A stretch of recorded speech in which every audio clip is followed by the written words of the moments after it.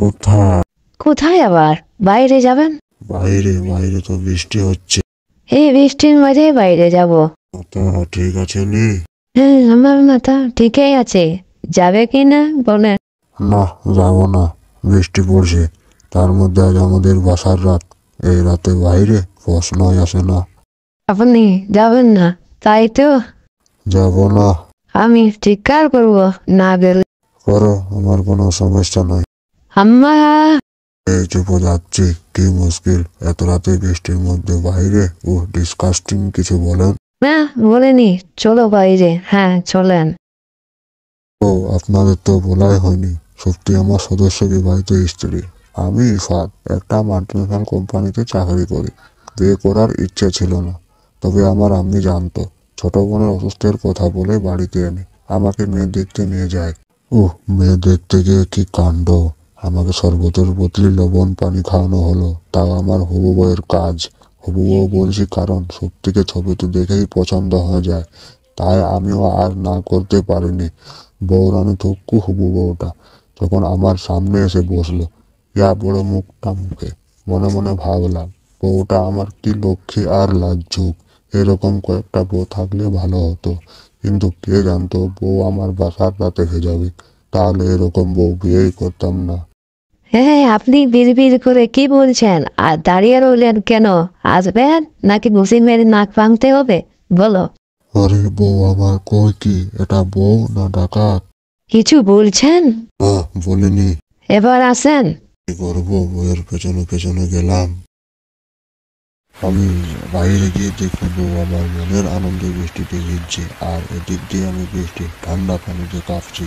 হঠাৎ করে যেন একটা পরী দেখতে পেলাম। এটা আমার বউ না পরী? দু পায়ে লাফাচ্ছে আর বৃষ্টিতে ভিজছে। মাথার জল মুখ দিয়ে এক পাশে পড়ে যাচ্ছে, কাজল ধোয়া লেপটে গেছে। অরূপ সুন্দর লাগছে সত্যিকে।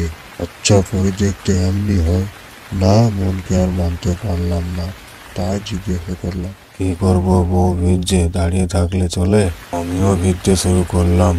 কাছ থেকে আরো সুন্দর লাগছে সত্যিকে। এই হাতা মনে হয় সব রূপ তাকেই দিয়ে দিয়েছে। শক্তির কাছে গেলাম এবং টাচ করলাম। টাচ করছো কেন? তুমি এত সুন্দর কেন সত্যি? হয়েছে, আর ফার্ম দিতে হবে না। শক্তির এই কথা শুনে তাকে চুপ করতে বললাম আর বলতে লাগলাম, সত্যি তুমি এত সুন্দর কেন? তোমার ছবিতে যেমনটা দেখেছি তার চেয়েও বেশি সুন্দর। তোমার রূপে পাগল হয়ে যাব। খুব ভালোবাসি তোমায়।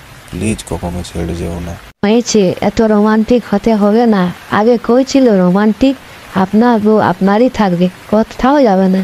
আমিও আপনাকে এমনি করেই ভালোবাসবো, কিন্তু আমার এইসব ছোট ছোট পাগলামিগুলো সব করতে হবে।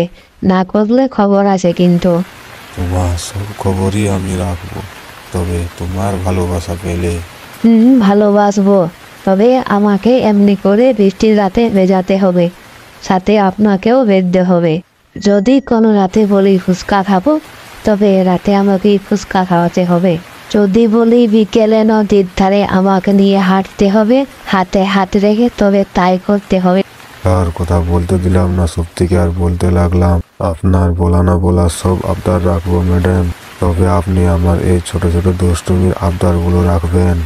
সত্যি আর কিছুই বলতে পারলো না আমাকে, লজ্জায় মুখ লুকালো আমার বুকে। হ্যালো বন্ধুরা, কেমন লাগলো এই গল্পটা? ভালো লাগলে চ্যানেলটা সাবস্ক্রাইব করে দাও। আরও এরকম নতুন নতুন গল্প পেতে আমাদের সাথে থাকুন।